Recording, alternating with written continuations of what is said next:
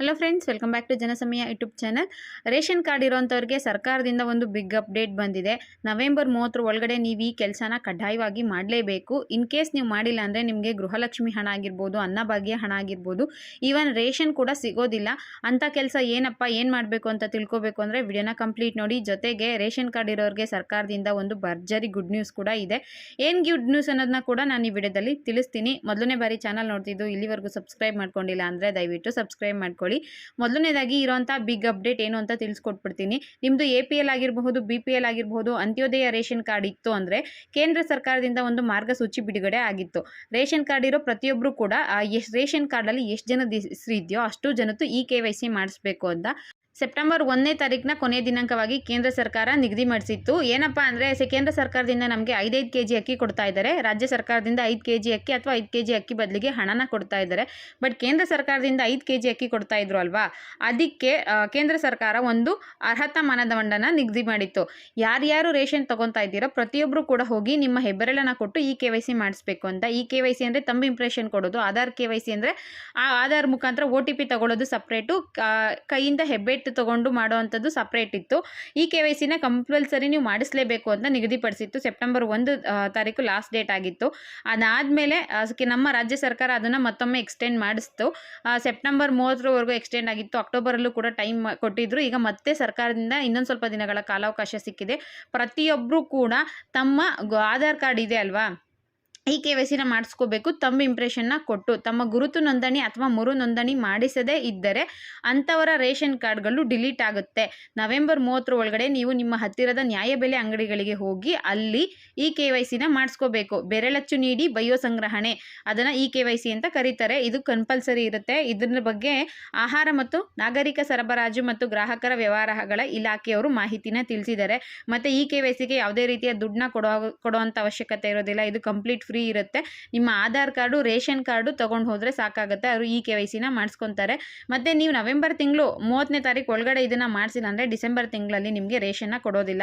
ಅಂದರೆ full ration ಕಾರ್ಡ್ಗೆ ಕೊಡೋದಿಲ್ಲ ಅಂತ ಅಲ್ಲ. ಈಗ ರೇಷನ್ ಕಾರ್ಡಲ್ಲಿ 4 ಜನ ಇರ್ತೀರಾ, 3 ಜನ KYC ಆಗಿರ್ತಾರೆ, ಇನ್ನೊಬ್ಬರು ಬೇರೆ ಡಿಸ್ಟಿಕ್ಕಲ್ಲಿರುತ್ತೆ ಅಥವಾ ಬೇರೆ ರಾಜ್ಯದಲ್ಲಿ ಇರ್ತಾರೆ. ಅಂಥವರು KYC ಮಾಡಿಸಿಲ್ಲ ಅಂದರೆ ಅವರಿಗೆ ರೇಷನ್ ಕೊಡೋದಿಲ್ಲ. ಯಾರ್ಯಾರು KYC ಮಾಡಿಸಿರ್ತಾರೋ ಅಂಥವ್ರಿಗೆ ರೇಷನ್ ಸಿಗುತ್ತೆ. ಈಗ 5 ಜನದಲ್ಲಿ 4 ಜನ ಮಾಡಿಸಿರ್ತಾರೆ, ಒಬ್ಬರು ಮಾಡಿಸಿಲ್ಲ ಅಂದರೆ ಅವ್ರಿಗೆ 5 kg ಅಕ್ಕಿ ಬರಬೇಕಲ್ಲ, ಅದು ಕ್ಯಾನ್ಸಲ್ ಆಗುತ್ತೆ ಅಷ್ಟೇ. ಮತ್ತು ಇನ್ನೊಂದು ಇಂಪಾರ್ಟೆಂಟ್ ಇನ್ಫಾರ್ಮೇಷನ್ ಏನಪ್ಪ ಅಂದರೆ ಈಗಾಗಲೇ ನೀವು KYCನ ಮಾಡಿಸಿದ್ದೀರಾ ಅಂದರೆ ಮತ್ತೆ ಮಾಡಿಸೋವಂಥ ಅವಶ್ಯಕತೆ ಇರೋದಿಲ್ಲ.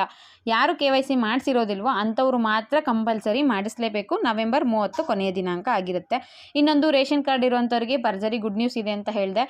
ಇಷ್ಟು ದಿನ ರೇಷನ್ ಕಾರ್ಡ್ ಇದ್ದಂಥವ್ರಿಗೆ ಕೇಂದ್ರ ಸರ್ಕಾರದಿಂದ 5 kg ಅಕ್ಕಿ ಕೊಡ್ತಾ ಇದ್ರು. ಮತ್ತು ರಾಜ್ಯ ಸರ್ಕಾರದಿಂದ 5 kg ಅಕ್ಕಿ ಬದಲಿಗೆ 170 ರೂಪಾಯಿ DBT ಮುಖಾಂತರ ಕೊಡ್ತಾ ಇದ್ರು. ಆದರೆ ಕೇಂದ್ರ ಸರ್ಕಾರದಿಂದ ಕೊಡ್ತಾ ಇದ್ರು ಅಲ್ವಾ 5 kg ಅಕ್ಕಿ, ಅದನ್ನು ಕೂಡ ಕರೆಕ್ಟಾಗಿ ಕೊಡ್ತಾ ಇರಲಿಲ್ಲ. 5 kg ಅಕ್ಕಿ ಬದಲಿಗೆ 3 kg ಅಕ್ಕಿ ಕೊಡ್ತಾ ಇದ್ರು. ಜೊತೆಗೆ 2 kg ರಾಗಿನ ಕೊಡ್ತಾ ಇದ್ರು. ಯಾಕಂದರೆ ಅಕ್ಕಿಗಳದ್ದು ಪೂರೈಕೆ ಸರಿಯಾಗಿ ಆಗ್ತಾ ಇರಲಿಲ್ಲ ಅಂತ. ಕೆಲವ್ರಿಗೆ 3 kg ಅಕ್ಕಿ ಕರೆಕ್ಟಾಗಿ ಸಾಕಾಗ್ತಾ ಇರಲಿಲ್ಲ. ಈ ಕಡೆ ಅನ್ನಭಾಗ್ಯ ಯೋಜನೆಯ ಹಣ ಕೂಡ 3-4 ತಿಂಗಳಿಂದ ಪೆಂಡಿಂಗ್ ಇದೆ. ಅಕ್ಕಿ ತಗೊಳ್ಳೋದಕ್ಕೂ ಕೂಡ ಕೆಲವರಿಗೆ ಕಷ್ಟ ಆಗ್ತಾ ಇತ್ತು. 5 kg ಅಕ್ಕಿ ಬದಲಿಗೆ 3 kg ಅಕ್ಕಿ ಕೊಡ್ತಿದ್ದಾರೆ. ಈಗ 5 ಜನ ಇದ್ರು ಅಂದರೆ 25 kg ಅಕ್ಕಿ ಬರಬೇಕಿತ್ತು. ಕೇವಲ 15 kg ಅಕ್ಕಿ ಬರ್ತಾ ಇತ್ತು. ಅದು 15 kg ಅಕ್ಕಿ ಕೆಲವರಿಗೆ 15 ದಿನ ಕೂಡ ಸಾಕಾಗಲ್ಲ ನಮಗೆ ಅಂತ ಕಂಪ್ಲೇಂಟ್ಸ್ ಕೂಡ ಇತ್ತು. ಬಟ್ ಈಗ ನವೆಂಬರ್ ತಿಂಗಳಲ್ಲಿ ರೇಷನ್ ತಗೊಳಕ್ಕೆ ಹೋದವ್ರಿಗೆ 5 kg ಅಕ್ಕಿಗೆ 5 kg ಅಕ್ಕಿನೇ ಕೊಟ್ಟಿದ್ದಾರೆ, ರಾಗಿನ ಕೊಟ್ಟಿಲ್ಲ. ಅಕ್ಕಿ ಬೇಕು ಅಂತ ಕಾಯ್ತಿದ್ದಂತಹ ಅವ್ರಿಗೆ ಬಹಳ ಗುಡ್ ನ್ಯೂಸ್ ಅಂತಲೇ ಹೇಳಬಹುದು. ತುಂಬಾ ಹೆಲ್ಪ್ ಆಗುತ್ತೆ. ಕೆಲವ್ರ ಮನೇಲಿ 4-5 ಜನ ಇರ್ತಾರೆ ಅಥವಾ 6-7 ಜನ ಇರ್ತಾರೆ. ಅಂಥವ್ರಿಗೆ ಸರ್ಕಾರದಿಂದ ಕೊಡುವಂಥ 3 kg ಅಕ್ಕಿ ಸಾಕಾಗ್ತಾ ಇರಲಿಲ್ಲ. ಅವ್ರದ್ದು ದೊಡ್ಡ ಕಂಪ್ಲೇಂಟ್ ಇತ್ತು.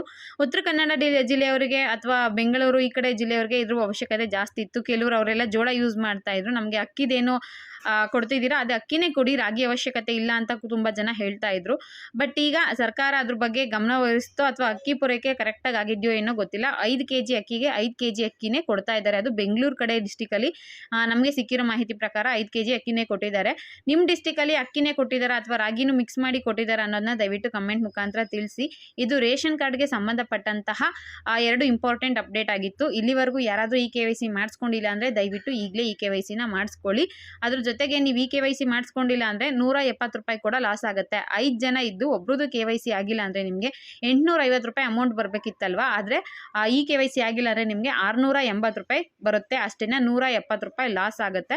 ಸೊ ಇಲ್ಲಿವರೆಗೂ KYC ಮಾಡಿಸ್ಕೊಂಡಿಲ್ಲ ಅಂದರೆ ಅಂಥವ್ರು KYCನ ಮಾಡಿಸ್ಕೊಳ್ಳಿ. ಇನ್ನೊಂದು ವಿಷಯ ನಾನು ಆಗಲೇ ಹೇಳಿದ್ದೀನಿ, ನೀವು KYC ಮಾಡಿಸ್ಕೊಂಡಿಲ್ಲ ಅಂದರೆ ಕಂಪ್ಲೀಟ್ ನಿಮ್ಮ ರೇಷನ್ ಕಾರ್ಡು ಡಿಲೀಟ್ ಆಗೋದಿಲ್ಲ. KYC ಯಾರು ಮಾಡಿಸ್ಕೊಂಡಿಲ್ವೋ ಅಂಥವ್ರದ್ದು ಮಾತ್ರ ಡಿಲೀಟ್ ಆಗುತ್ತೆ. ಅದಾದಮೇಲೆ ನಿಮಗೆ 5 kg ಅಕ್ಕಿನ ಕೊಡ್ತಾ ಇದ್ದಾರೆ ಅನ್ನೋದ್ರ ಬಗ್ಗೆ ಹೇಳಿದ್ದೀನಿ. ನಿಮ್ಮ ಡಿಸ್ಟಿಕಲ್ಲಿ 5 kg ಅಕ್ಕಿ ಕೊಟ್ರಾ ಅಥವಾ ರಾಗಿ ಕೊಟ್ರಾ ಅನ್ನೋದನ್ನ ದಯವಿಟ್ಟು ಕಮೆಂಟ್ ಮುಖಾಂತರ ತಿಳಿಸಿ ಅಂತ ಹೇಳ್ತಾ ಈ ವಿಡಿಯೋನ ಇಲ್ಲಿಗೆ ಮುಗಿಸ್ತಾ ಇದ್ದೀನಿ. ವಿಡಿಯೋ ಇಷ್ಟ ಆಗಿತ್ತು ಅಂದರೆ ಒಂದು ಲೈಕ್ ಮಾಡಿ, ಶೇರ್ ಮಾಡಿ, ಮಿಸ್ ಮಾಡದೆ ಸಬ್ಸ್ಕ್ರೈಬ್ ಮಾಡ್ಕೊಳ್ಳಿ. Thank you for watching friends.